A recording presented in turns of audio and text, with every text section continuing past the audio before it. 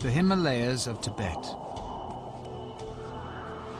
In the 1930s, the Nazis began searching the top of the world for evidence of ancient high priests who they believed were their blood ancestors.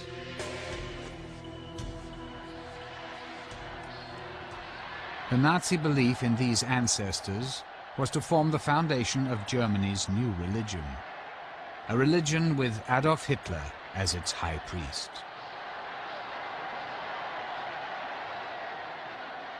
Inspiring Hitler's evil crusade was a belief that pure Aryan blood was being contaminated by so-called inferior races, and that once rid of foreign elements, a new race of Aryan supermen would rule the world. This was the Nazi interpretation of ancient myths and occult lore, dating back thousands of years.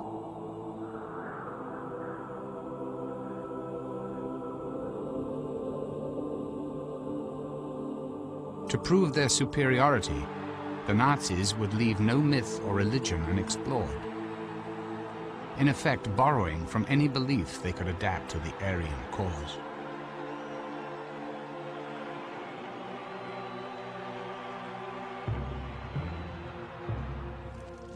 As a foundation for this new faith, Hitler needed to eliminate competing religions. To achieve absolute control, he not only used the power of myth, but co-opted Christian ritual. His inner circle, who had strong ties to the occult, would help him to accomplish this goal.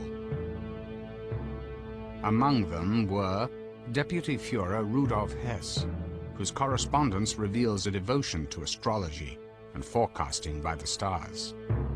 Nazi Commissioner for Philosophy and Education Alfred Rosenberg, who wrote the book laying out the tenets of the Nazi religion. Joseph Goebbels, Hitler's Minister of Propaganda, whose diary records his use of astrological forecasts in planning the war against the Allies.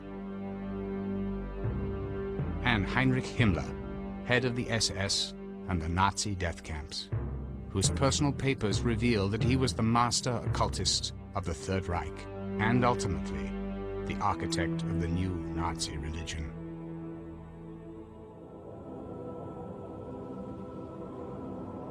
At the foundation of this new religion was an ancient occult legend that tells the story of a continent somewhere in the North Atlantic. There lived a race of super beings who had fallen from grace through evil and vice.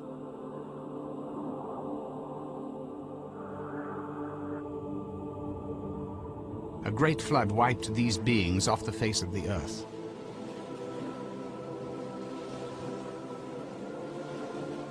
But before they could all be destroyed, certain priests escaped by boat,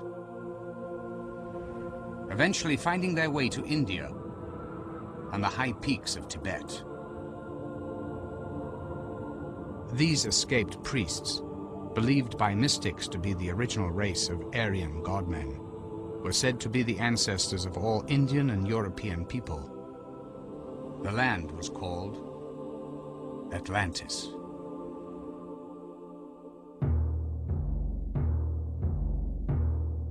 Certain German mystics claimed the Atlantis myth was actual history. Their proof that Aryans were the chosen people descended from the super beings of Atlantis, and that they had lost their powers by mating with mere mortals. In these theories lay the seeds of Nazi doctrine.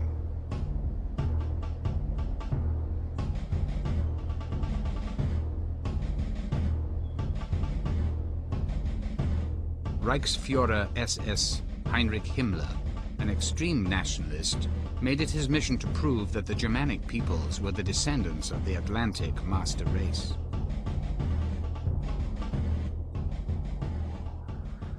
Nationalists, particularly those who believed in the superiority of the Aryan race, always had entertained the notion of a vanished island, a hidden world, some kind of utopia.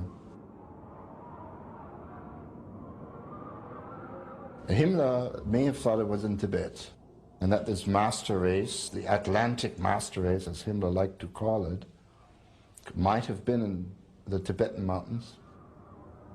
Descendants would still be alive. Himmler believed the occult legend of Atlantis was true, that the mythical super beings of Atlantis eventually made their way from Tibet to northern Europe, and that their descendants became the Nordic or Aryan races.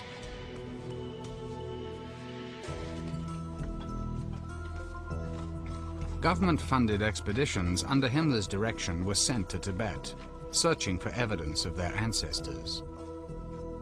To document this process, Nazi researchers took this film footage.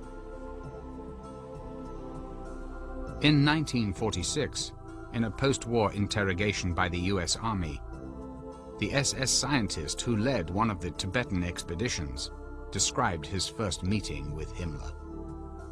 He said, "Himmler mentioned his belief that the Nordic race did not evolve, but came directly down from heaven to settle on the Atlantic continent, and that ancient immigrants from Atlantis had founded a great civilization in Central Asia."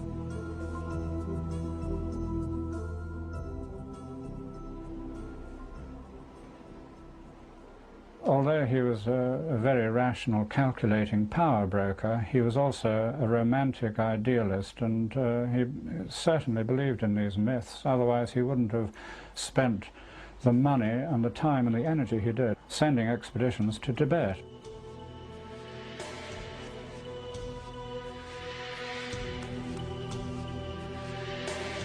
In Tibet, villages were subjected to full-body inspections by Nazi researchers, looking for what the party called Aryan physical traits. Narrow foreheads, long limbs, and angular features.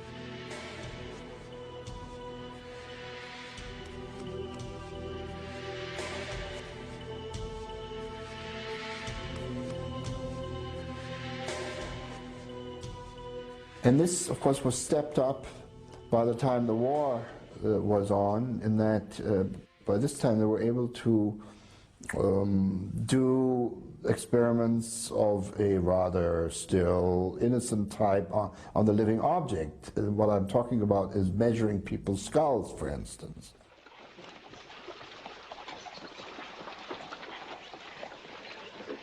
The quest to prove the superiority of the Aryan race soon moved into the criminal.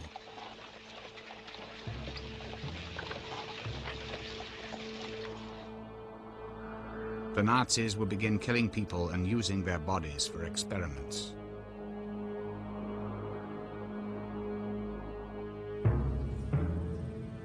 They believed that once they had proven that their ancestors were gods, it would be a simple step to recreate this race of Aryan godmen through selective breeding. That you could somehow force human evolution in a sort of hothouse environment by selecting the parents of a child and then rebreeding their offspring until the day when eventually you managed to breed the Superman who was predicted by all their occult theories.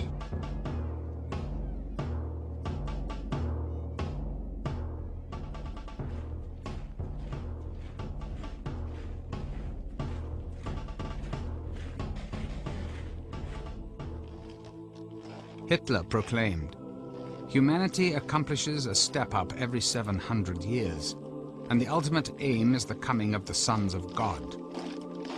All creative forces will be concentrated in a new species. It will be infinitely superior to modern man." All that had to be done was the Aryans had to repurify themselves in order to restore their magical powers and therefore restore their original identity of being the God-men.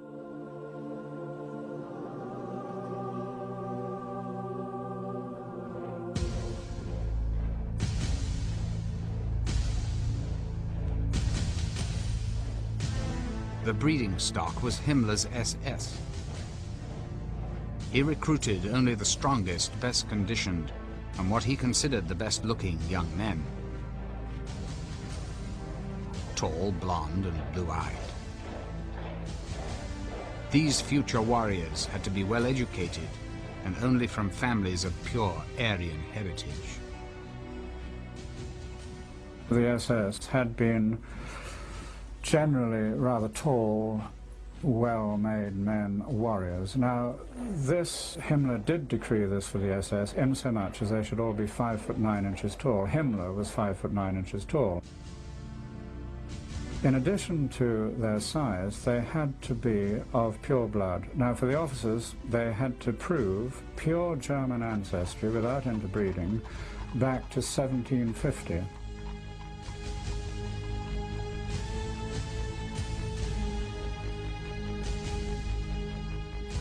Himmler's SS, at one point 3 million strong, were encouraged to father as many children as possible, regardless of their marital status.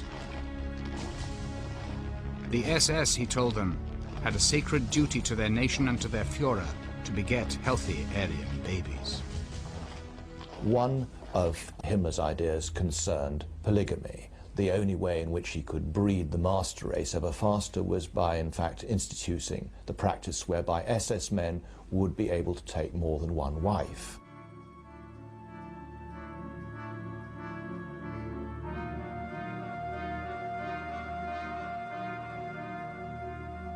In 1935, Himmler created the SS Lebensborn program, meaning fountain of life. Lebensborn was designed to facilitate the birth, housing, and raising of as many pure Aryan babies as possible. Himmler's program was documented by actual images of Lebensborn babies.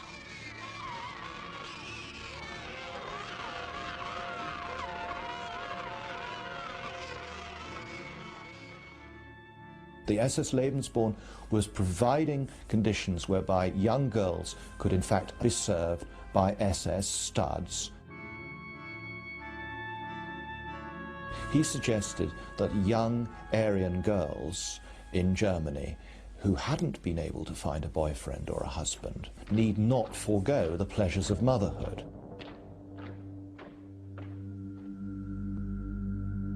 According to Lebensborn doctrine, an illegitimate child was no disgrace, as long as the mother was genetically fit. Women were thought to have only one function: to breed the children whose offspring the Nazi Party believed would become gods. An estimated 11,000 Lebensborn babies were bred between 1935 and 1945. Most of these children never knew their parents.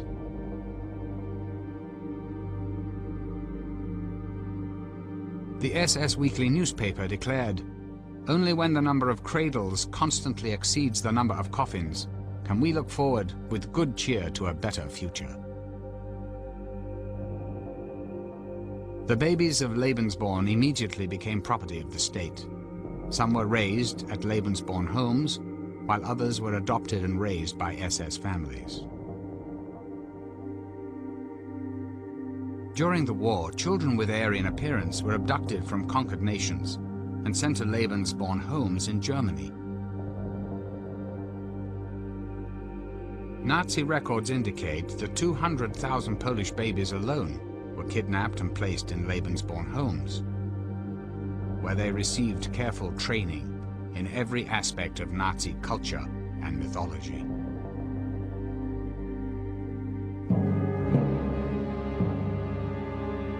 Long before Hitler came to power, these beliefs were flourishing against an already racist backdrop. There were many organizations in Germany and Austria around the turn of the century which blended racist ideology with occult practices. But their ideas became popular only at the conclusion of World War I.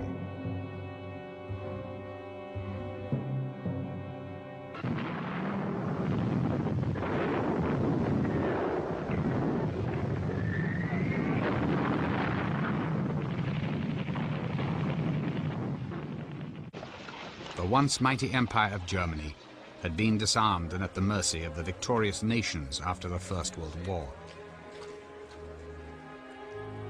In formerly wealthy cities, disabled veterans haunted the streets like ghosts from another lifetime. Somebody who grew up in Berlin in the 20s remembers anything. He remembers the urban landscape with cripples from the First World War, who of course had no pension, no nothing, who begged on the street without legs and arms, who remembered the great misery of what you might call the urban landscape. Millions were unemployed. Inflation was rampant. Recession, starvation, and poverty were everywhere. I saw many demonstrations before Hitler came to power. Real demonstrations which arose from the suffering of the people, the mass unemployment and therefrom deriving poverty. And they were shouting slogans like, give us bread, give us work.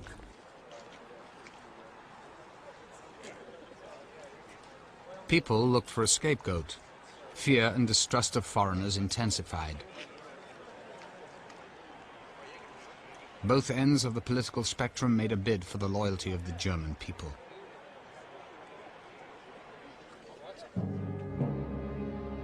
After serving with distinction in the First World War, Hitler was stationed in Munich, where it was his job to infiltrate left-wing organizations for the army.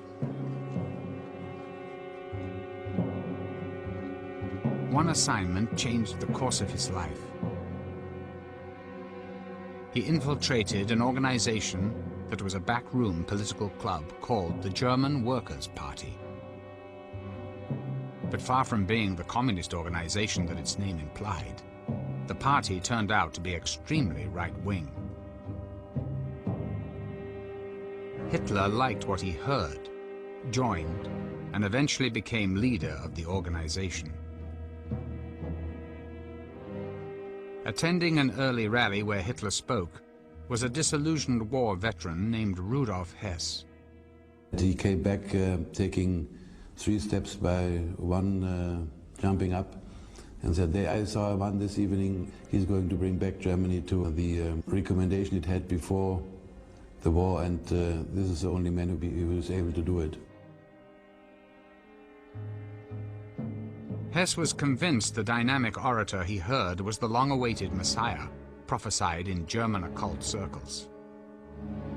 With racist philosopher Alfred Rosenberg, Hess was a supporter of one of the more prominent groups, the Thule Society, which actively sought a Germanic Messiah and was dedicated to the revival of the so-called Aryan master race.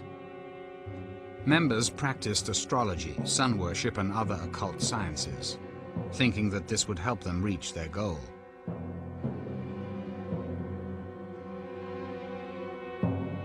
Their emblem was a dagger set against a curved swastika. With a membership that included some of Munich's richest and most powerful citizens, the society financed Hitler's German Workers' Party.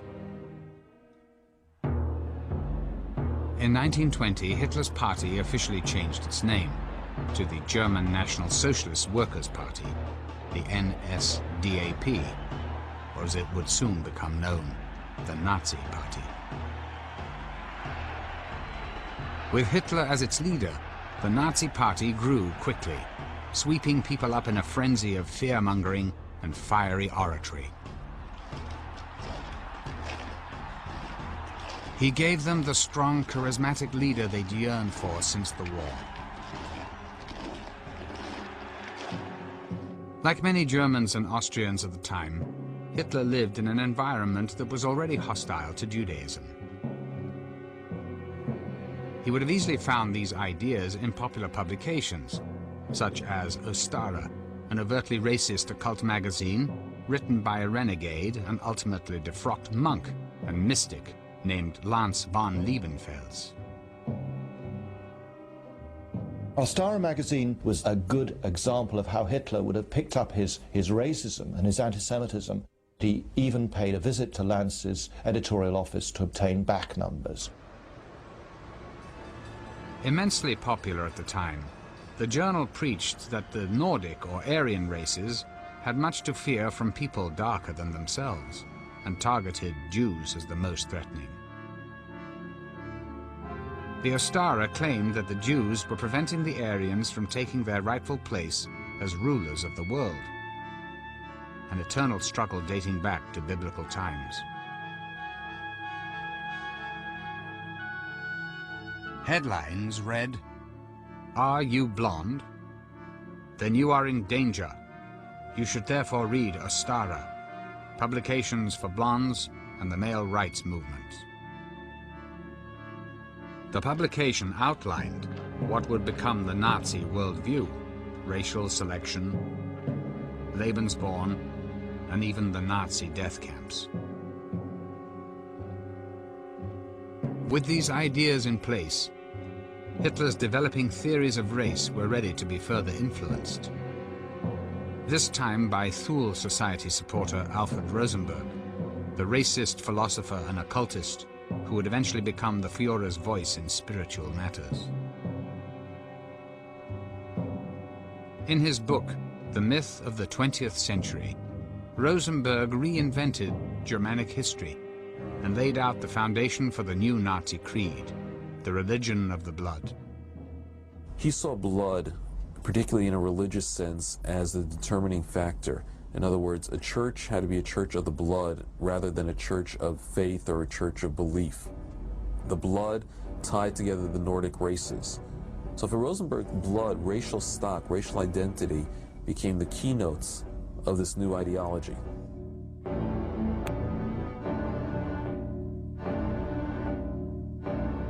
Rosenberg preached that the blood of a people carried the soul of the race. I think if you look back down the esoteric traditions of the West, you find that blood has always been considered as a very important vehicle of the spirit.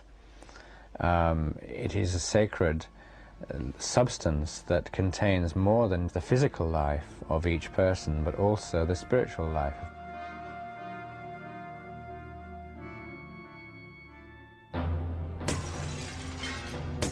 Nordic myth replaced the Christian Bible as the foundation of the new Nazi religion.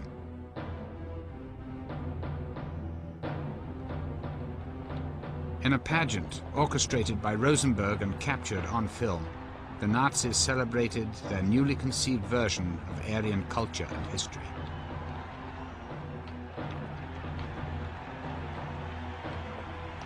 Rosenberg wrote, "Today a new mythos is dawning. The mythos of the blood, the belief that the godly essence is to be defended through the blood."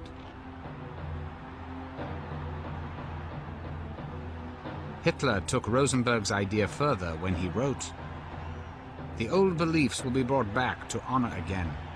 The whole secret knowledge of nature, of the divine, the demonic. We will wash off the Christian veneer and bring out a religion peculiar to our race."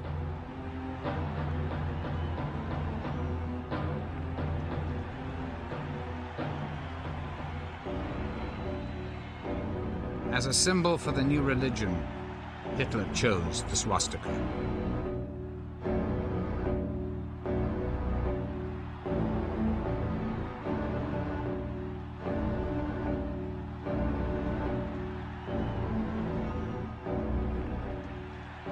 The swastika can be found all over the world in many different cultures throughout history. From earliest times, it was the symbol of good luck in China, and to this day it remains a religious emblem in the Hindu and Buddhist faiths. It had been carried by knights on shields as a magical protection, and it had also had connections. It was non-Christian in an overt sense. It represented the hammer of Thor, and of course Thor was the god of thunder and power and so on, a very macho, patriarchal kind of god. Among the Norsemen, the swastika was a reminder of the Arctic sun, worshipped throughout pagan law as a bearer of life and good fortune. For Hitler, the swastika held a different meaning. He wrote, "In the swastika, we see the mission of the struggle for the victory of the Aryan man."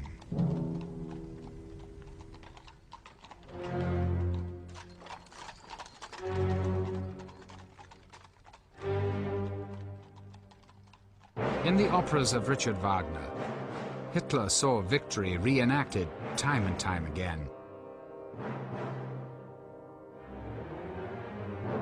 Questing knights, epic sagas of Teutonic traditions, and Norse mythology of warring forces of darkness and light were a common thread in German culture. Wagner gave these stories their most triumphant voice.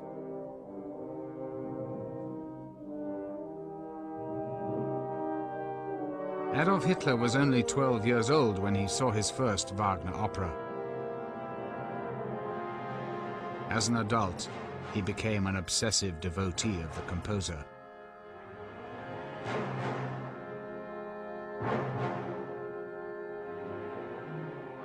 Richard Wagner was the most singularly admired person in Adolf Hitler's life and career, ever. Wagner's genius for pageantry became an inspiration for the grandiose rallies Hitler would soon stage. Rallies where Wagner's music was often played. The music absolutely has the effect of a drug, completely eliminating the intellectual, the critical approach.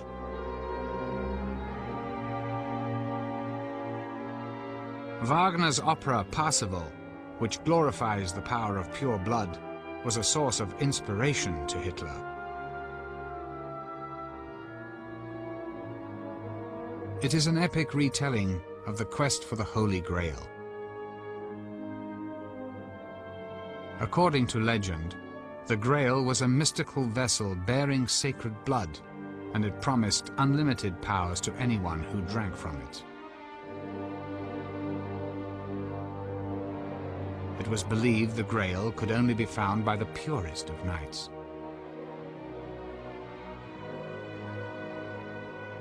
In Parsifal, Wagner brought his own ideology to this story. Parsifal is proclaiming on one side, and this is very important, he proclaims compassion, but only compassion for the Aryan, for the selected one.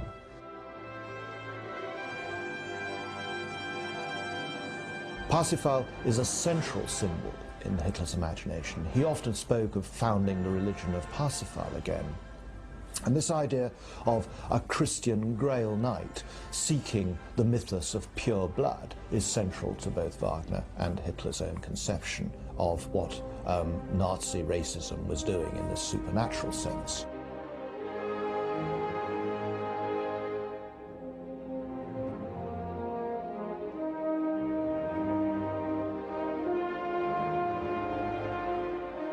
In 1938, Hitler commissioned this portrait of himself dressed as a knight.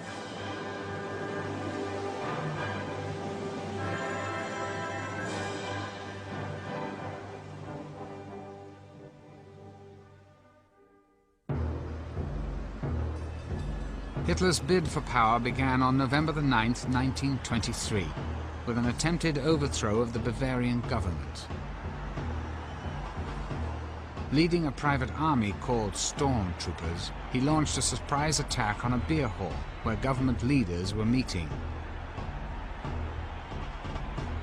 With Hess and Rosenberg at his side, Hitler brashly announced the formation of a new government, then took to the streets, marching 3,000 stormtroopers through Munich. They were confronted by police, shots were fired, and 16 of Hitler's men were killed. It was a failed coup. But in the 10 years before Hitler seized power, the 16 would become martyrs.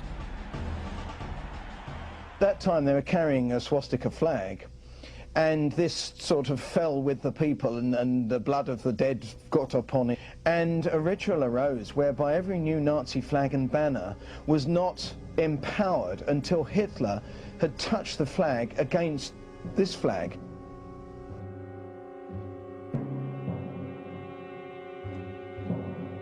Nazi blood attained a sacred, symbolic power, ritualized and sanctified in the ceremony known as the right of the blood flag.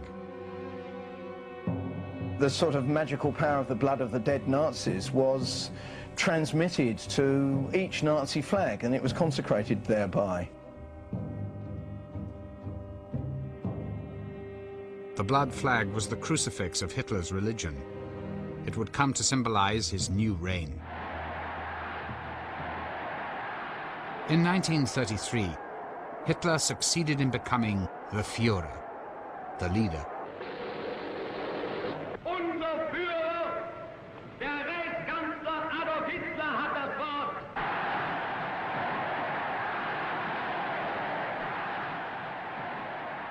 A title which would come to resonate with religious connotations of the Anointed One, or even the Messiah. Adolf Hitler's time had come.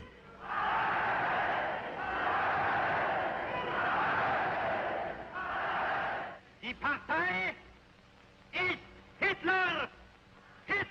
The party is Hitler. Hitler is Germany, and Germany is Hitler.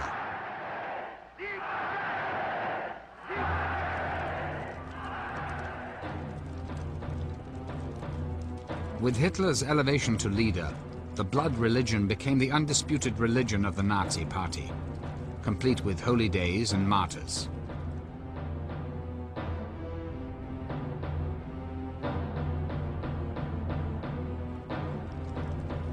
Propaganda Minister Goebbels orchestrated a ritual in which the 16 Nazi heroes were honored as martyrs of the Reich, who died, were resurrected, then achieved eternal life. Goebbels assured that all Germans would partake in the ceremony by broadcasting it over loudspeakers placed on street corners throughout the country. Part of the message said, "The night of the dead march in. At midnight, a mystical, ceremonial play, the birth of the Reich.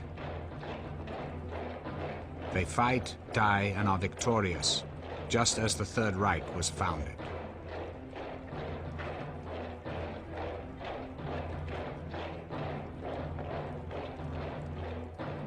According to Hitler, their blood was the holy water of the Third Reich.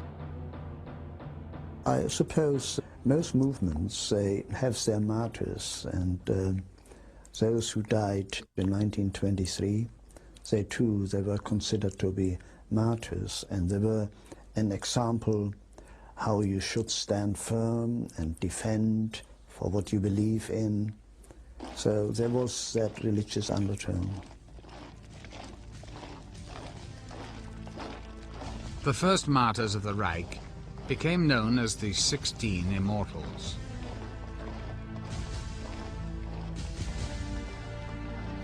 In Munich, the ritual began with a funeral march down the very streets where the Immortals fell.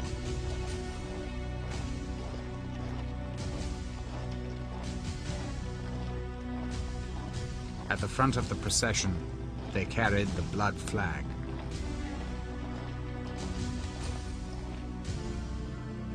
Along the route hung huge red flags bearing slanted Germanic runes, the ritual symbol of sacrifice from pagan law.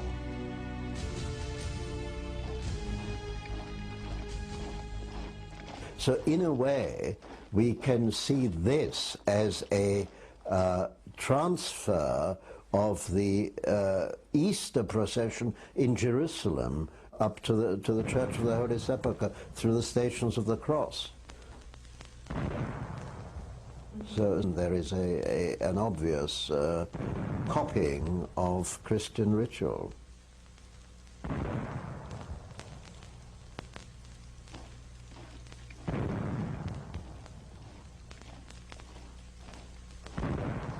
The bodies of the 16 heroes were interned in a building known as the Feldenhalle, or Temple of Honor.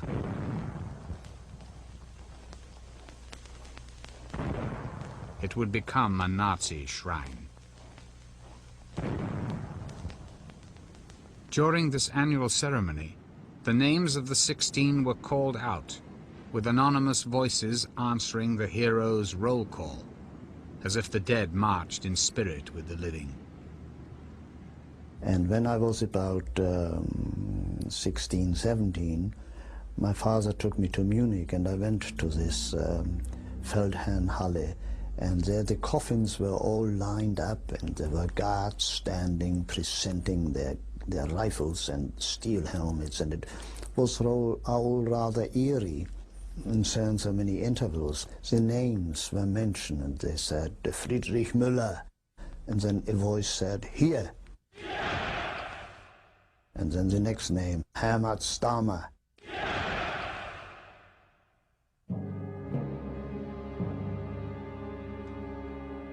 It was a religious ceremony.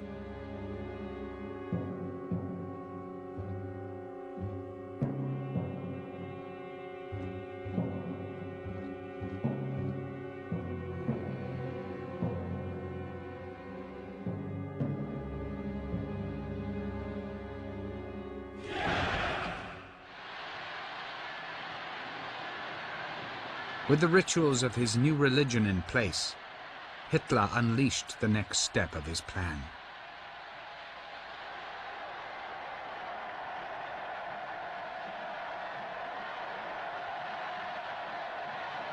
He wrote, "Force without spiritual foundation is doomed to failure."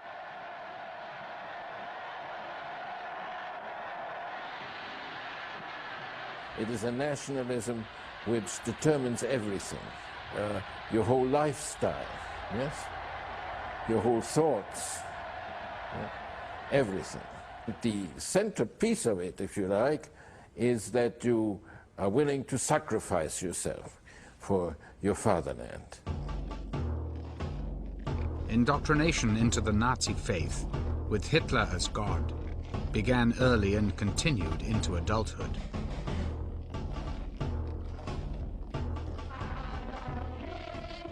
Adolf Hitler is our savior, our hero. He is the noblest being in the whole wide world. For Hitler we live. For Hitler we die. Hitler is our Lord.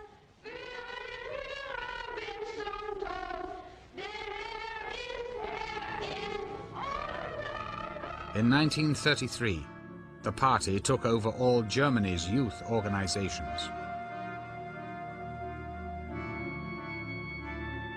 For girls, the compulsory organization was the League of German Maids, where they were taught self-sacrifice, to marry young, and that their bodies belonged to the nation.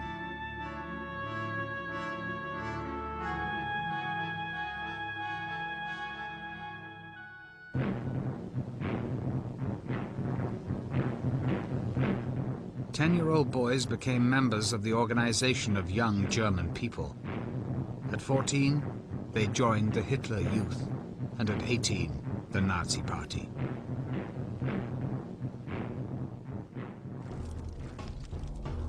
At each stage, they were taught the Nazi creed of sacred blood rituals, racial superiority, and total allegiance to Hitler, even to the death.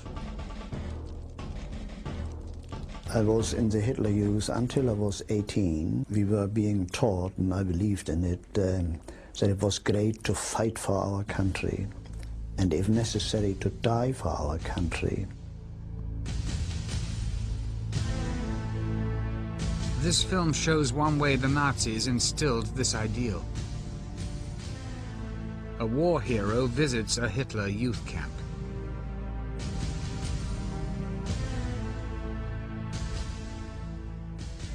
It was great to be told that you belong to the greatest race, the greatest nation on earth. I thought that because I was a German, that German blood was running through my vein, that made me superior to all the others. Hitler stated, "I want to see again in the eyes of youth the gleam of the beast of prey."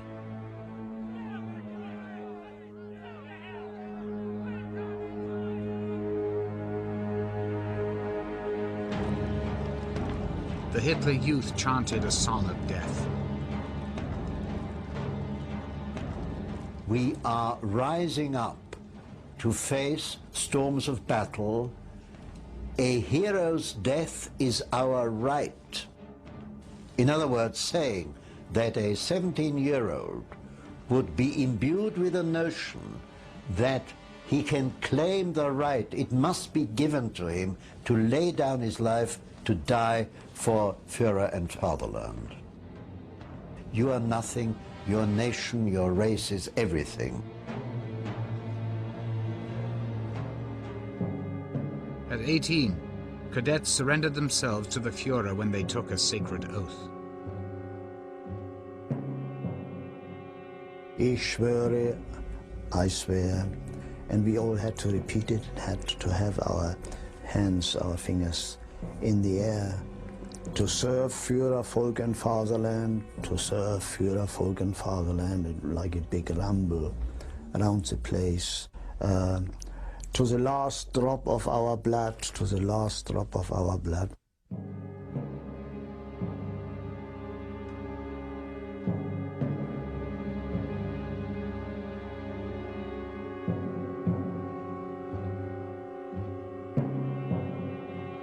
At the core of every German's indoctrination was Hitler's autobiography, Mein Kampf, or My Struggle. In it, he outlined the philosophy of the plans for a 1,000-year Nazi reign. Mein Kampf became the Nazi Bible. I thought it was the greatest book ever written. The Bible is nothing as compared with that. And I still can quote from it now. And I mean, I've read it more than 60 years ago. In conjunction with Mein Kampf, the principles of the blood religion began to form the basis of Nazi policy. Forced sterilization laws were enacted. Even Aryans were investigated for hereditary diseases.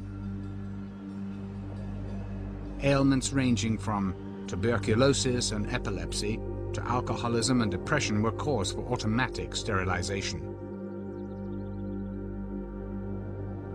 Over 400,000 Germans suffered this fate.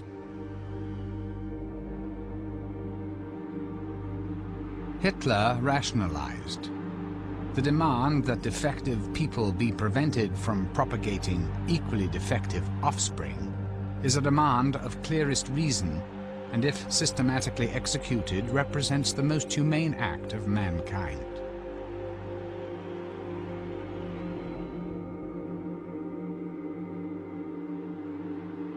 Children with health problems were registered at birth.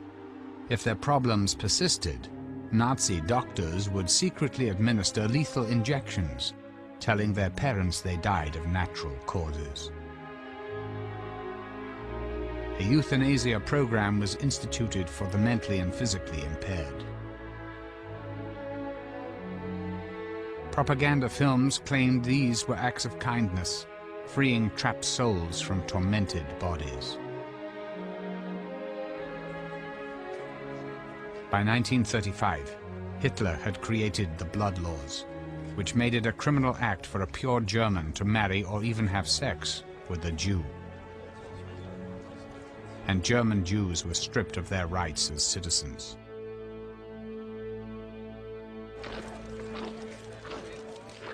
But the worst was still to come. Purifying the Aryan bloodline was only half of Hitler's demonic plan. To finally clear the way for the last stage of human evolution and assure the coming of the Aryan millennium, the Nazis felt that one obstacle remained: the very existence of non-Aryans. So you began by sterilizing them. You then found that this was too slow, and you ended by murdering them in gas chambers, which was quick and efficient and cheap.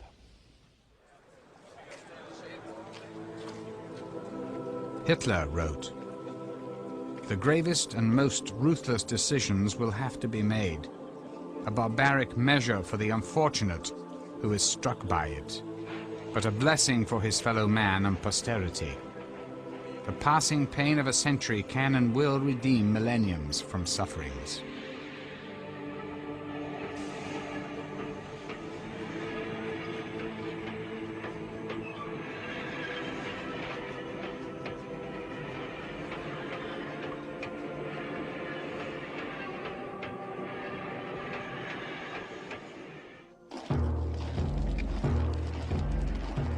The idea that the few should be sacrificed for the good of the many extended even to Hitler's SA, the stormtroopers.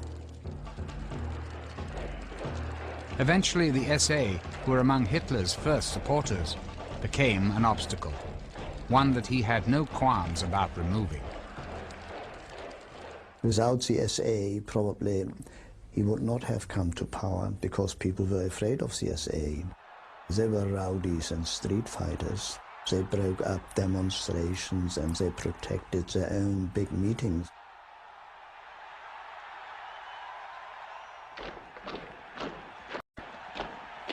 The middle class and the army came to fear the SA.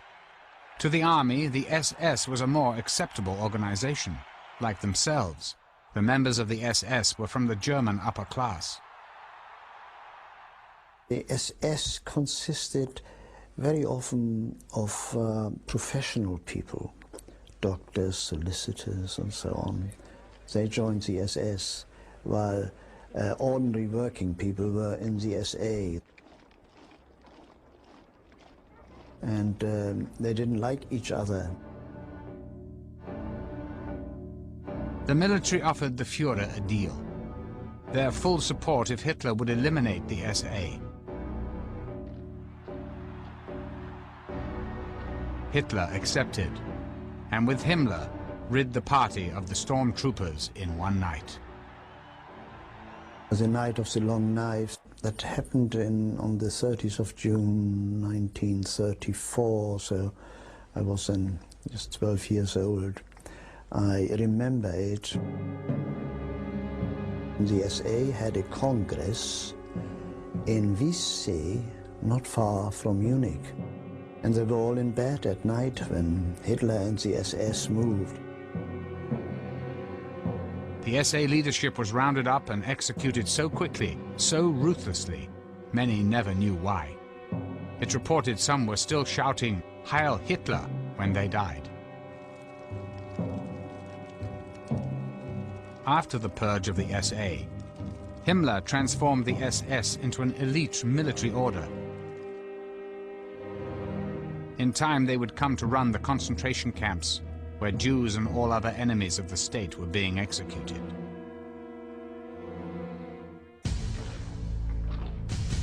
But Himmler's vision of the SS was not yet complete. He planned to turn the SS into Germany's new aristocracy, the new Superman prophesied by Hitler's religion of the blood. Himmler's conception of the SS was no less than the creation of a new bloodstock elite for the Nazi order in Europe. At every stage, the SS was constantly reminded that it was no less than a warrior elite whose values of hardness and military valor were absolutely central to its existence. And more than that they were in fact ensuring the survival of the race in this way.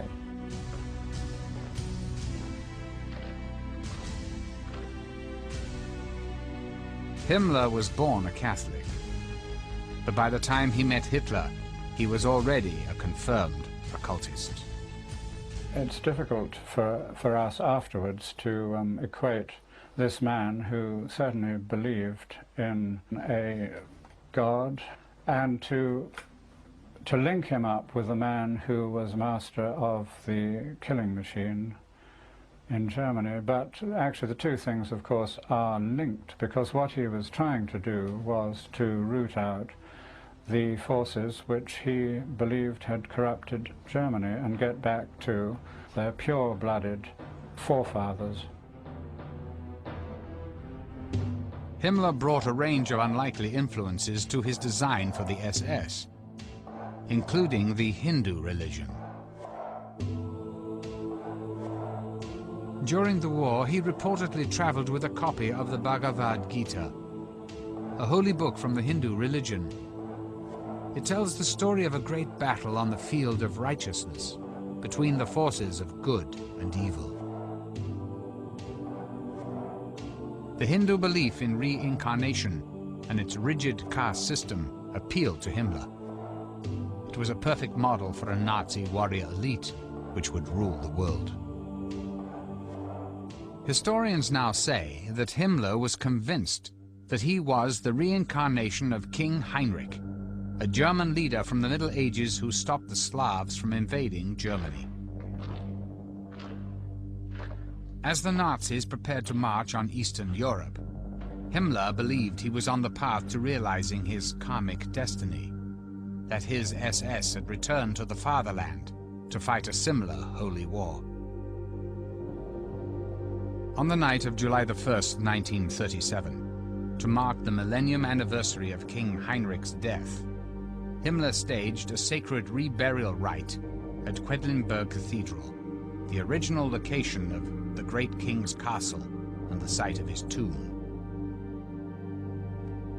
Accompanied by solemn music, Himmler and a group of high-ranking SS officers led a torch-bearing procession to the candlelit crypt. There, he led them in prayer and meditation.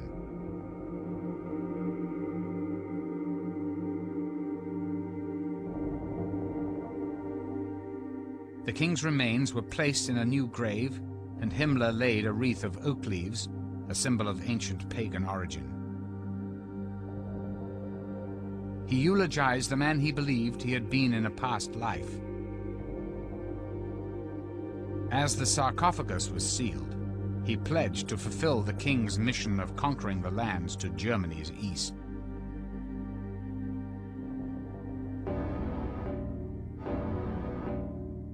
Himmler modeled his SS on the 13th century order of Teutonic Knights, who killed and enslaved the people they conquered.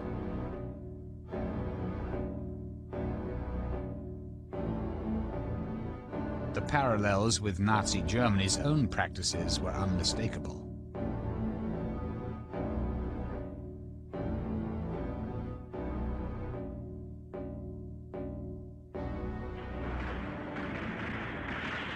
The Reichsführer SS attempted to reinstate the feudal system that the knights had lived by.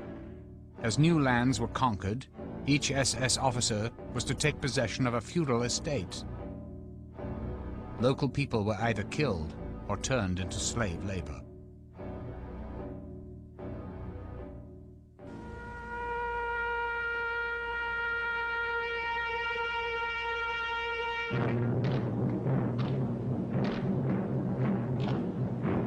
Like the Teutonic Knights, Himmler transformed a series of ancient castles into SS training schools that were both military and religious centers.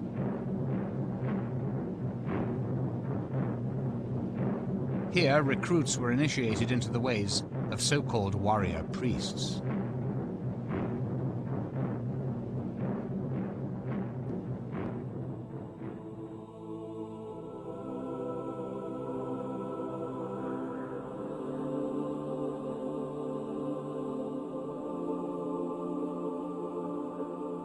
In 1934, Himmler chose Wewelsburg as his personal castle.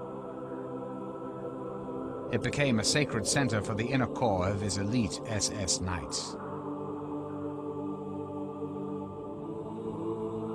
Himmler chose Wewelsburg because he was told by his occult or spiritual advisor that this was going to be the magical strong point of German resistance to a great army from the east.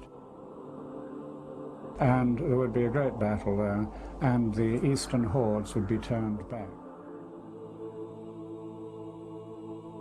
Himmler had grandiose plans for his medieval castle at Wewelsburg. But this required a prodigious workforce. To assure an ample supply of slave labor, he built a concentration camp nearby. From 1939 to 1945, 4,000 prisoners worked on Himmler's castle. Nearly a third of them died while working on it. When one looks at the plans and memoranda, and indeed the miniature models that were laid out of how the Wewelsburg would ultimately rebuild, it indeed looks like the Holy City in Rome. Wewelsburg is built in the shape of a triangle with 3 corner towers. Around this basic design, Himmler had plans to build a large colony. The village would have been demolished and cleared, and they would have created a huge site with interlocking spaces, barricades, other turrets, and circular curtain walls sweeping over a vast area, creating no less than a kind of SS Vatican.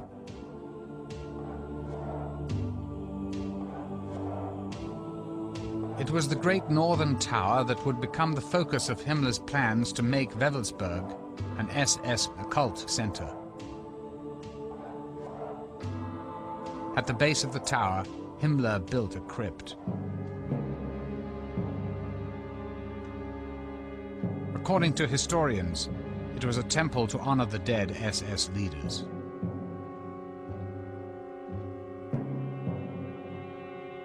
The vaulted ceiling created an eerie acoustic, and in the middle of the well would have burned a kind of holy fire.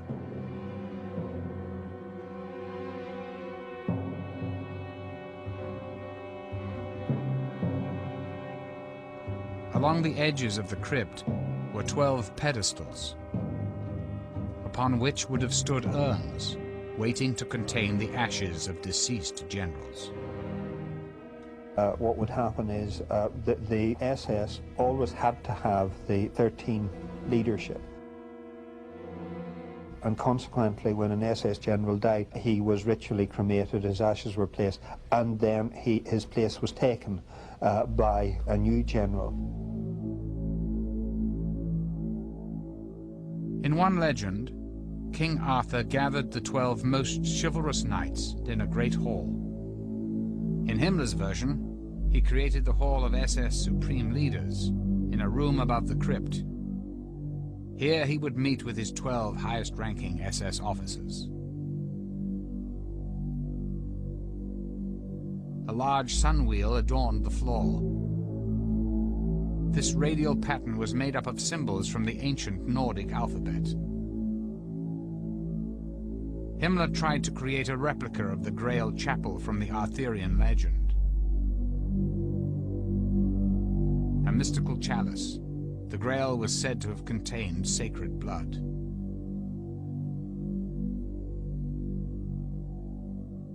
Himmler saw the Grail as an object of immense esoteric or occult power, and he believed that if he possessed this physical object, that the war would be won with great ease. To Himmler, the sacred blood of the Grail legend was pure Aryan blood. He believed it possessed a magical quality. His closest advisor on Grail lore was archaeologist Otto Rahn. Also obsessed with the Grail legend, Rahn believed it was hidden in the caves of southern France. Himmler was drawn to Rahn's knowledge of the occult and his lifelong pursuit of the Grail. Once in Himmler's inner circle at Wewelsburg, Rahn would continue his quest for the Holy Grail, only now as a knight of the Nazi Party. Himmler personally funded Rahn's expeditions, several of which concentrated on the area around Montségur in southern France. There stood the site of the great fortress of the Cathars, the heretical sect accused of devil worship and wiped out by the church in the 13th century. And there was a very strong tradition, as indeed there still is, that the Cathars had possessed the secret of the Grail, and that just before the castle of Montségur fell, the 3 knights of the Cathar order escaped over the walls and took something with them, something of great value. Tradition later said that this was the Grail, or that it was the secret of the Grail, and that they hid it in the whole warren of caves. Rahn's expeditions also took place in Germany. A letter on file from Rahn to SS headquarters suggests that he believed he was close to realizing his lifelong dream. To bring my work to a successful conclusion, I must personally inspect the sites. First, I have to go to the Wildenberg ruins the German castle of the Holy Grail. There are currently digs underway. Heil Hitler.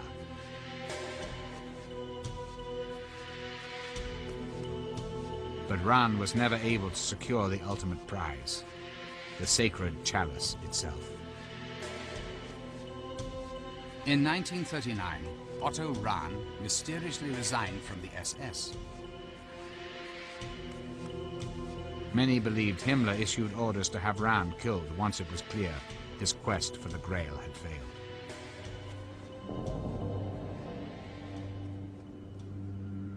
Two months later, he was found dead in the Austrian Alps.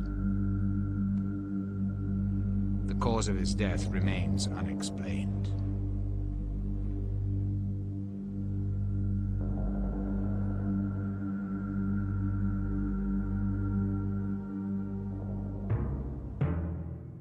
In his continued quest to prove the superiority of the Aryan race, Himmler created a research institute called the Ancestral Heritage Organization.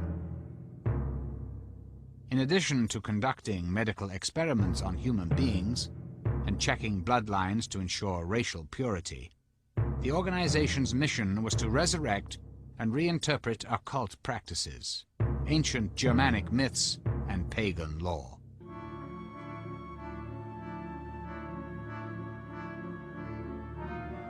This Nazi film shows one such ritual, young girls dancing around the Nordic pagan symbol of war and divine order. To control all occult knowledge, Himmler confiscated the libraries and artifacts of any occult society that was not associated with him. This included secret societies such as the Freemasons, who the Nazis believed were an occult organization created by the Jews to conspire against the Germanic people. While Himmler suppressed certain occultists, he also advanced the careers of others, such as Karl Maria Willigut.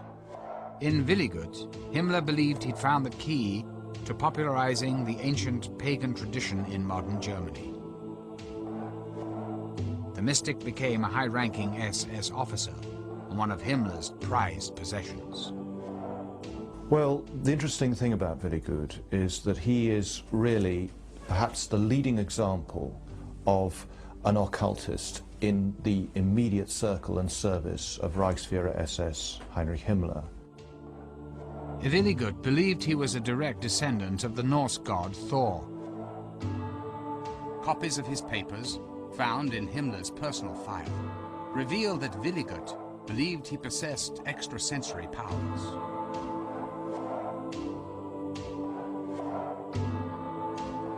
One document entitled The 9 Commandments of God was signed by Willigut and initialed by Himmler. Written in both modern German and the runic alphabet, it suggests that Willigut thought he was using his powers to rediscover the ancient rites and rituals of Germany's pagan past. According to Nordic legend, the runic alphabet used by Willigut was given to mankind by Odin, the supreme god in Norse mythology. This sacred alphabet was his gift to mankind.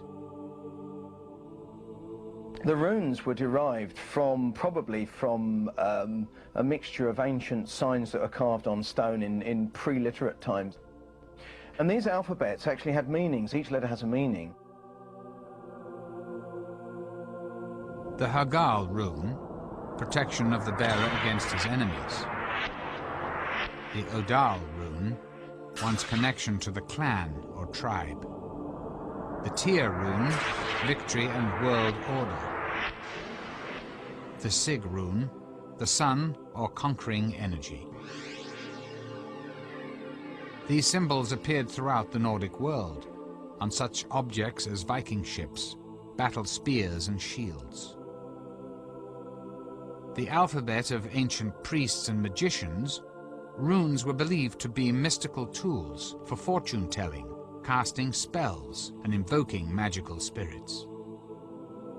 You cast the runes, somewhat analogous to a tarot layout. You throw them and then you read the particular combinations of runes that arise. It has got the reputation of being an extraordinarily powerful magical system. As Germany's warrior elite, members of the SS were taught the meaning of the runes. A photograph that survived the war shows an SS officer at a blackboard teaching the runes to a class of SS recruits. Many organizations within the Third Reich had their own special rune. The SS, perhaps the best known, of course, used the double sig rune. These mysterious figures were worn on the shoulders and helmets of all SS uniforms. The Hitler Youth used a single sig rune.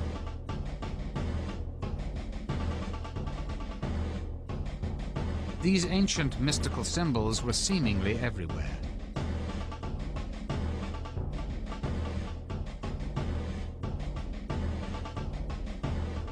Serving as a constant reminder to Germans of their pagan past. After the SS recruit had passed his training and taken the oath, if he was an officer, he was then given the SS dagger, which was a sort of hunting knife with a black handle, the SS runes on it, the swastika and a wreath, and the German eagle. And this was a very prized possession. Engraved into the dagger were the words, "My honor is called trust." SS men received the dagger in a solemn ceremony. Every member of the SS wore the SS signet ring. But for his inner circle, the elite of the elite, Himmler personally handed out the Death's Head ring. A former high-ranking SS officer, Wilhelm Hertel, still remembers the ceremonious occasion. The ring was engraved with your name, mine, for example, to my dear Hertel, Heinrich Himmler. That was inside the ring, around a death head. That was supposed to symbolize the close connection to the SS and to Himmler.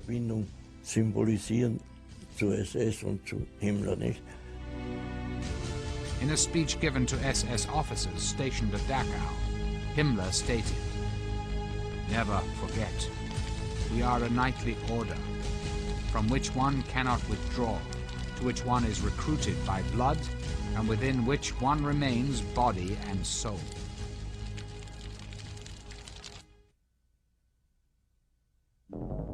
Borrowing from Germany's pagan past and his own Catholic upbringing, Himmler invaded SS family rituals from the moment of birth. One picture we have which shows a full tableau of such a sort of Nazi or Hitler shrine for the purpose of baptism of infants. An SS altar in place of a crucifix, a picture of Hitler, and the babe would have been presented, if you like, into the community of Germanic warriors through this kind of tableau. The marriage ceremony also became an SS ritual. Mimicking ancient Germanic tribes, SS officers took on the role of the clan leader, who presided over marriages. Himmler himself officiated at one such ceremony. This rare footage shows one of his SS officers marrying Gretel, the sister of Hitler's mistress, Eva Braun. Rings were exchanged, as well as bread and salt, the ancient pagan symbols for the fertility and purity of the soil.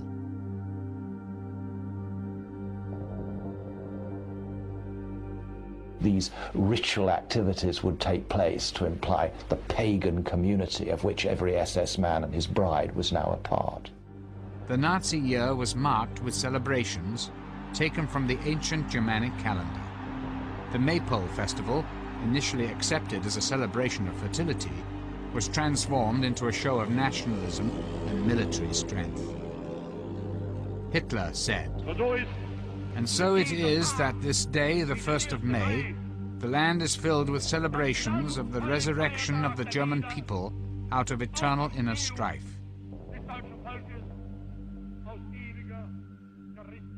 People need festivals to mark the year.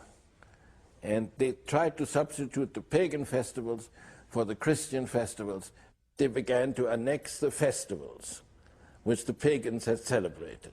Summer solstice, winter solstice, all these festivals, yes? And shaped them in their own image. Nazis even began to restore ancient pagan temples like Externstein, which was dedicated to a solar deity. At Externstein, during the summer solstice, a shaft of light shines through a window and lines up with a point on the altar.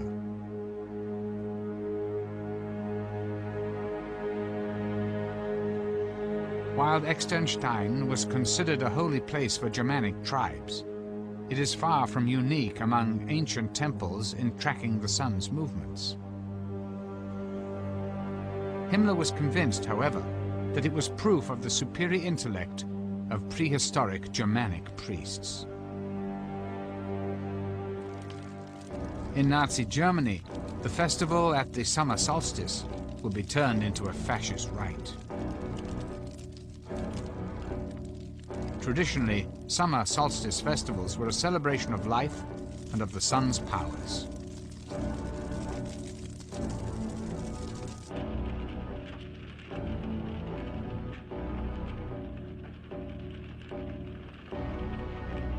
Dramatically staged and carefully choreographed, speeches were given preaching self-sacrifice and heroism. In this particular ritual, propaganda minister Goebbels gave the speech.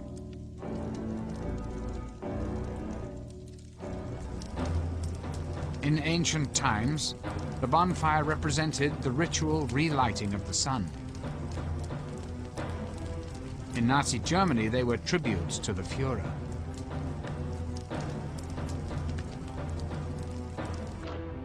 In the largest of these rituals, torch-bearing troops created symbolic patterns in the night.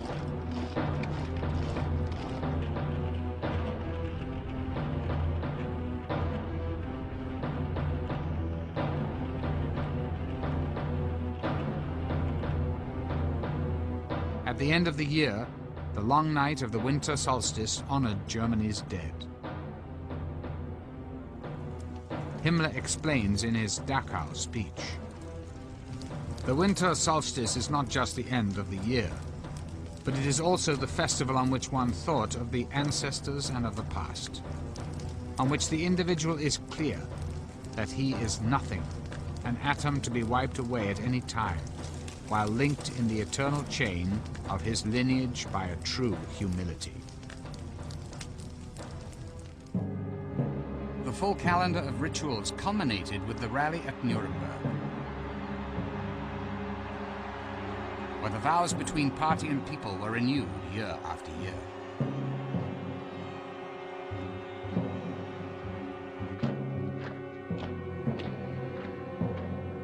Tens of thousands of uniformed Nazis joined forces.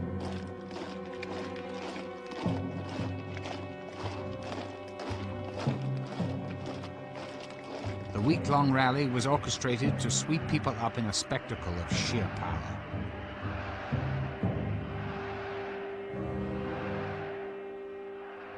Now, every religion has its ritual. The Nazis had their ritual, their mass rituals, yes?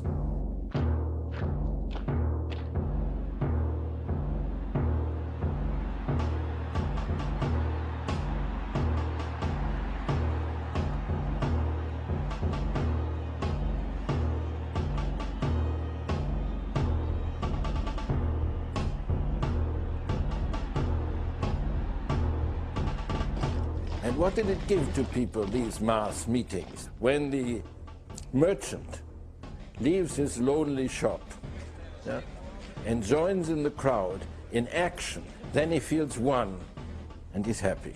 One with the others, and he's happy. He's lost his loneliness. Oh, it was great to go to a rally all the uniforms, and there was an electric atmosphere already before it all started.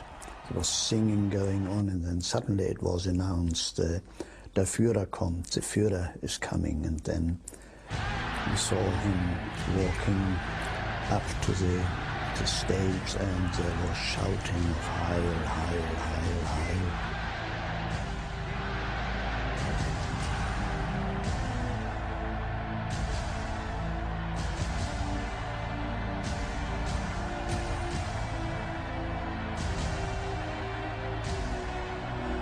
As the Nazi frenzy swept Germany, Hitler made clear what he expected from the nation. The party is the selecting ground for German political leaders. Its doctrine will be unchangeable. Its organizations will be as hard as steel. Its total image, however, will be like a holy order.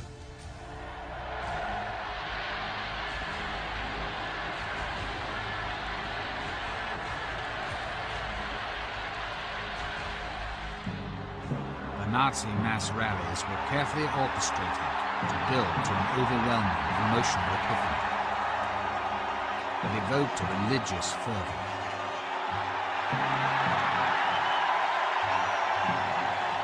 At the center of this ritual was Hitler.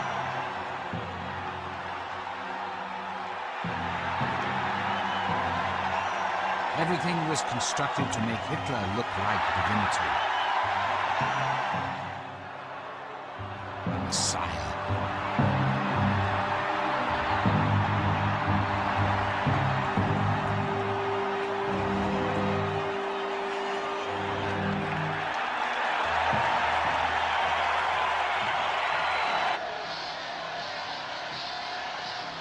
Having won the unquestioning support of the German people, Hitler was now ready to dominate the world.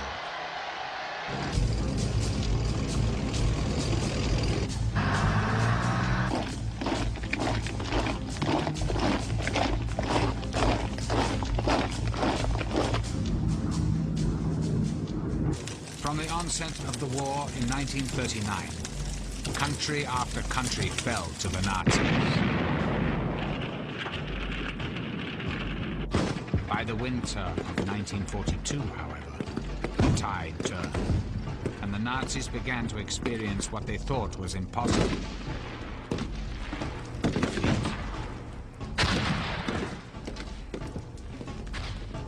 As the Nazi war effort grew more and more desperate, they expanded their use of the occult sciences, from research and ritual to a basis for making military decisions.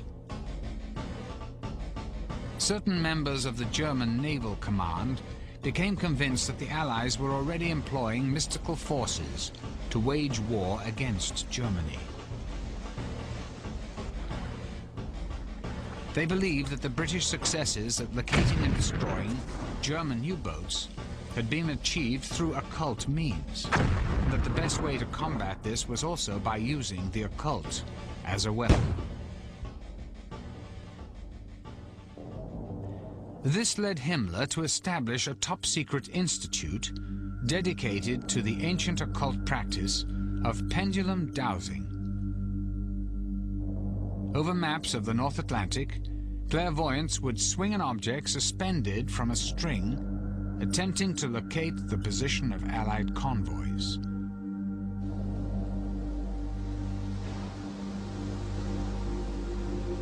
German U-boat missions were dispatched based on the results.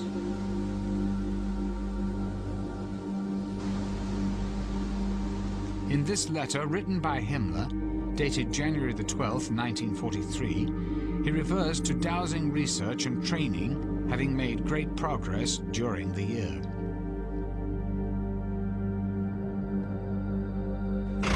Still, the most common occult arts employed by the Nazis were astrology and prophecy, although they were approached in two distinctly different ways. Rudolf Hess and Heinrich Himmler genuinely believed in the occult and used it for making political decisions. But Joseph Goebbels, head of the propaganda ministry, wanted to use the occult purely for propaganda purposes, to manipulate people and undermine Allied morale.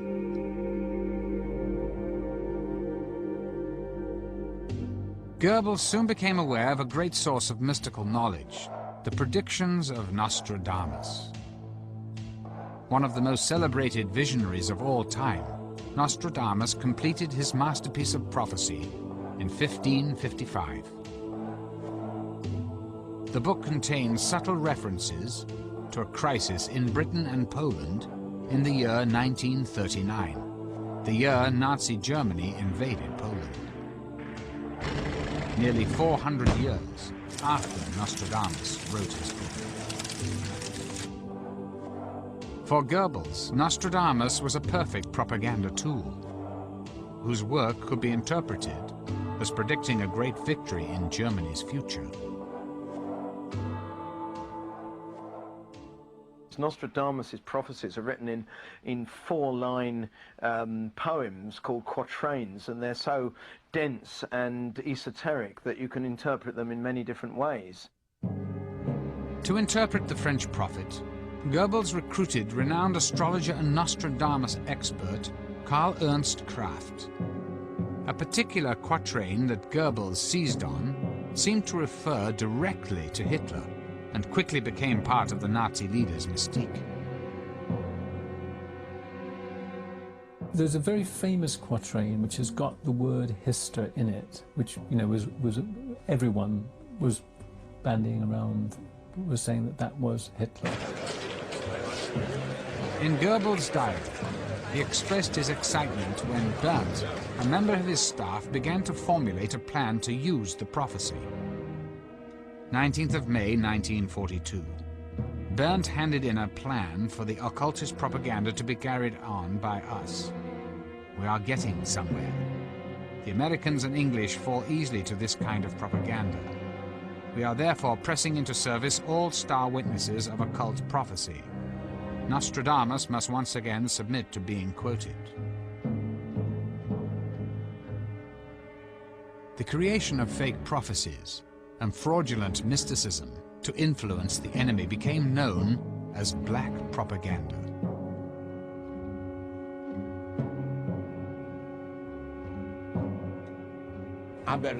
Yes, they made up a flyer of the Nostradamus prophecies and threw them all over France, that France would be destroyed if it did not capitulate.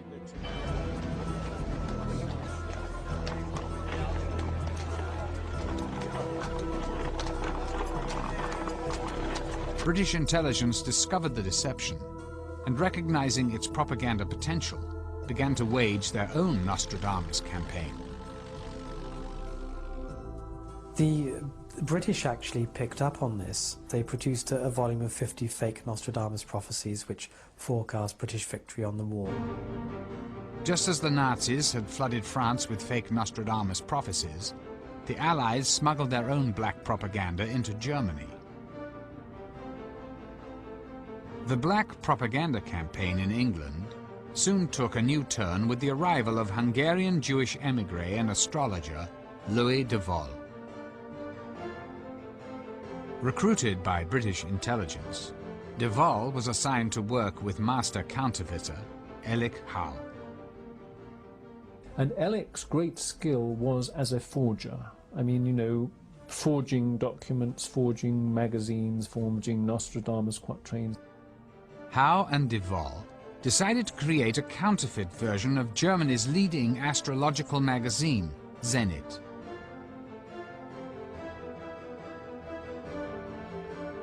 They produced 2 issues in 1943. In these, they would try and make forecasts which would undermine German morale. They would, for example, say, watch out for June the 30th. It's the anniversary of the Night of the Long Knives. Now, the purpose behind this forecast was to somehow plant in the minds of the Germans the fact that the SS might now be disloyal to Hitler. But Howe's masterstroke came with a so-called special edition of Der Zenit, dated April 1943. He cleverly waited until July to publish an April edition. thus seemingly being able to predict events he knew would come true. And what Howe and his colleagues did was to look at the sinking of German submarines, record the dates, and then in producing the April edition, produce these dates as if they were forecasts. British intelligence believed that if these predictions were picked up by the crews of German U-boats, the result would be a loss of morale and possibly even mutiny. The British counterfeiter Der Zenit, however, contained one glaring error. They incorrectly titled the magazine Der Zenit instead of the actual title Zenit. Astrology and espionage would soon collide again, in what is still considered by many to be the most bizarre incident of the Second World War. When Rudolf Hess, the deputy Führer and one of Hitler's closest friends and advisors, made an astonishing solo flight to Scotland. Hess's idea to make the flight began with his belief that the British, a Nordic race, would be made sympathetic to the Aryan cause and could even be persuaded to side with the Germans if only Churchill could be overthrown. One of Hess's mentors, Karl Haushofer, reinforced this idea by telling Hess about a dream he had. In it, he saw Hess walking through a Scottish castle with tapestries hanging from the walls, bringing peace between Germany and Great Britain. In addition to prophecy, astrology would also come to play a role in Hess's decision to make the flight. Rudolf Hess, along with Himmler, was probably the leading Nazi, most interested in astrology. He accepted it totally. Astrologer and close friend Ernst Schulte Strathaus cast a horoscope for the deputy Führer that revealed an auspicious arrangement of the planets. On May 10th, 1941, there was a particularly powerful astronomical lineup. Basically, there were 6 planets in Taurus and a full moon exactly on the opposite side of the zodiac in Scorpio. And according to astrological tradition, when you get such a lineup, you'll get a major shift in global affairs. And therefore, it was fair to assume that May the 10th, 1941 could provide the turning point in the war. There has always been some doubt whether Hess flew to Scotland based upon astrological advice. However, recently discovered documents written by Hess from prison in England include a letter to his mother. In it, he asked her to have 2 documents notarized: a record of Karl Haushofer's dream and the horoscope cast by Schulte Strathaus.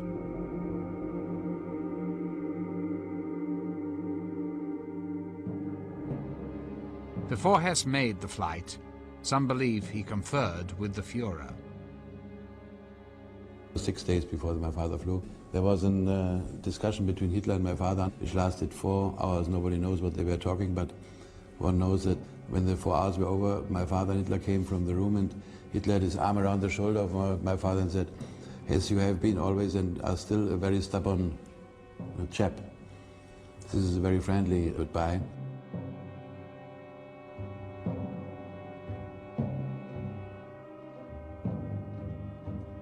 Whatever words passed between Hitler and Hess at 5:45 p.m. on May the 10th, 1941, Hess climbed into a Messerschmitt fighter and set off for Scotland. His plan was to meet with the Duke of Hamilton, a man he'd met through Karl Haushofer. Hess hoped to use the Duke to bypass Churchill and attempt to make peace directly with the King of England. Having written the Duke several letters in advance of his mission, Hess was expecting a warm welcome. But the letters that he sent my father were, of course, all intercepted by the Secret Service. Instead of a greeting party, when Hess entered British airspace, he was shot down by the RAF and forced to bail out. He hurt himself getting out of the aircraft, certainly hurt himself on landing. And he wanted to be captured, and he thought that he could be taken straight to see my father just by saying that he wished to see him. Hess was discovered by a Scottish family, shown here on their farm where the plane crashed. Hess claimed to have a very important message for the Duke of Hamilton. But at first they refused to believe that the man who had parachuted into their field was the Deputy Führer of the Third Reich. My father was told that a German pilot had landed and was asking to see the Duke of Hamilton. My father went and saw the prisoner, who introduced himself as Hess. It was quite amusing because my father went to see Churchill and was taken in to see the great man who was about to relax and watch a Marx Brothers film that evening. Churchill was quite incredulous about this. I think his words were, "Do you mean to tell me that the Deputy Führer is in our hands?" And when my father said, "I think it could be the case," he said, "Well, Hess or no Hess, I'm still going to watch the Marx Brothers film." Churchill's strange reaction to Hess's flight remains unexplained. A great deal of information about the events of May 1941 remain classified in British war files. The Führer's reaction remains equally puzzling. Well, Hitler's reaction to Hess's flight was one of his major acting performances. He made a tremendous performance of surprise, shock, horror, and everything else. When it appeared that Hess's mission had failed, of course, then all the propaganda came out that Hess was a lone madman. He did it on his own, and he was a bit, you know, a few cups short of a tea set. Hitler blamed the entire Hess affair on the advice of Hess's astrologers. In response, the Nazi propaganda ministry issued an edict called Action Hess that forbade the public practice of any occult sciences, including astrology. The result was a further clampdown on the activities of astrologers, who were eventually all rounded up in the Action Hess. A month after Hess's flight, they arrested all the prominent astrologers that they knew about and took them away for interrogation. Karl Kraft, the man who provided Goebbels with the powerful reinterpretations of Nostradamus, as well as striking the accurate astrological predictions, would suffer the ultimate punishment, according to a former colleague. Edward Kalik was a political prisoner who became friends with Kraft during their time in a concentration camp together. He said, "Edward, you will survive, but they will kill me because I know too many secrets." He went to Buchenwald and he said, "They will kill me there." And he was killed there. Und war dort ermordet. The astrologers who were arrested under the Action Hess were treated in different ways depending on their use to the Reich. Those already working for Himmler were released immediately and allowed to continue their work. During this time, Himmler came into contact with one of Germany's leading astrologers, Wilhelm Wolff. He was arrested along with all the other astrologers. Wolff himself says that he used to tell his guards about their horoscopes. Wolff then started casting horoscopes for General Schellenberg, who was head of counterintelligence under Himmler. Walter Schellenberg was the chief of the political secret service, which was part of the SS. He was my chief and my friend. Schellenberg did not believe in astrology, but he made use of it. When Schellenberg wanted to discuss some matter with Himmler, he would explain that an astrologer had predicted this matter.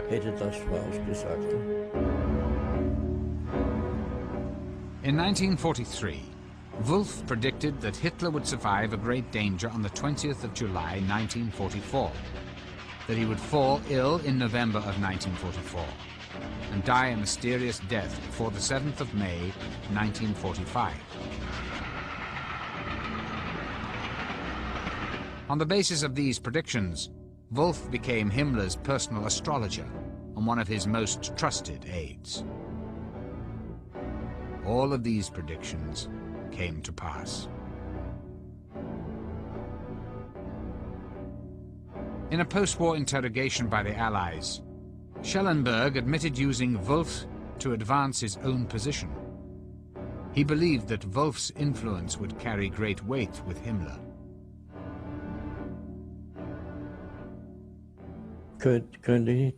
When I was still in prison with Schellenberg during the proceedings at Nuremberg, we still talked about it, and Schellenberg was very proud that through Wolff he could influence Himmler.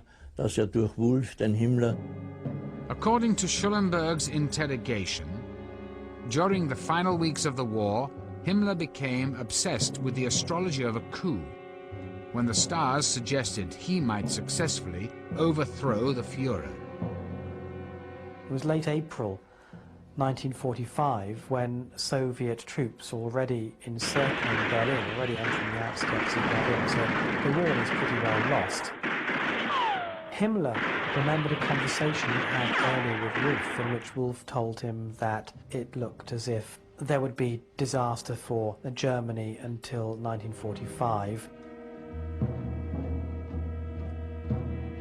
Reading Hitler's chart, Wolff saw planetary arrangements that indicated a downfall.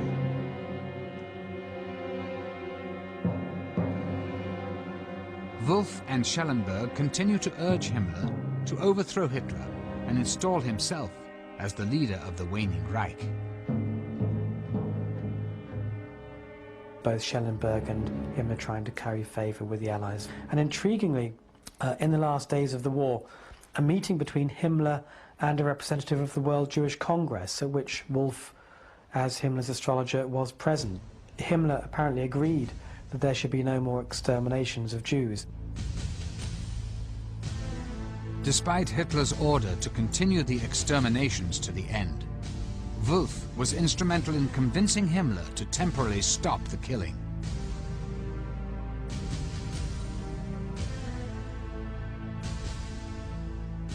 Having taken this action, it appeared that Himmler was ready to launch his coup. But ultimately, his fear and loyalty to the Führer prevented him from seizing power.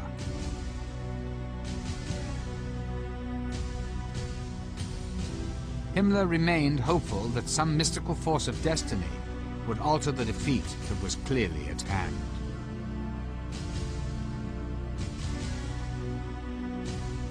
Himmler was also very interested in historical parallels between the situation in the mid-40s and previous historical periods. Himmler looked back to the previous great German war with Russia, the 7 Years' War, the fought between Frederick the Great of Prussia and the Russians. Fortunes are said to have turned then when the Russian Tsarina Elizabeth died. In April 1945, President Roosevelt died, and Himmler took this as a sign that history was about to repeat itself and Germany was going to be saved.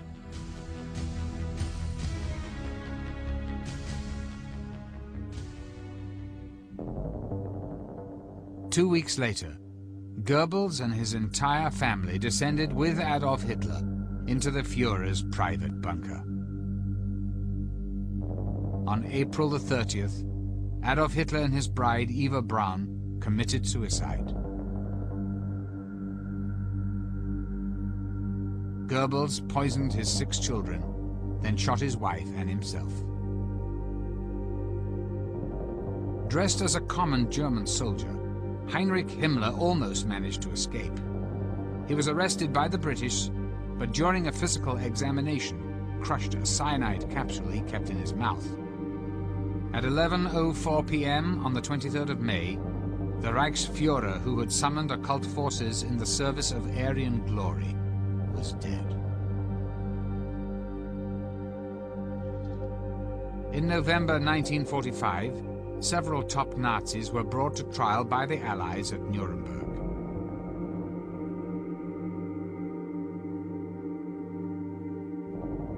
Rudolf Hess was sentenced to life in prison. He died there at the age of 93. Occultist Alfred Rosenberg was found guilty of crimes against humanity and hanged in October 1946. The Third Reich, which was to have lasted over 1,000 years, ended after only 12.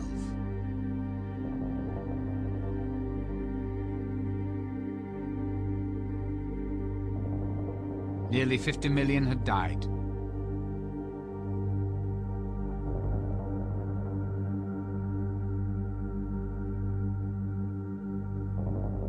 Ironically, among them were the first generation of Hitler's so-called master race, who were to father further generations of Aryan supermen. Throughout history, mythology has had a powerful influence on the human mind. All cultures have been mythically driven. However, in Nazi Germany, the linking of political aims to a corrupted mythology led to an evil unparalleled in history.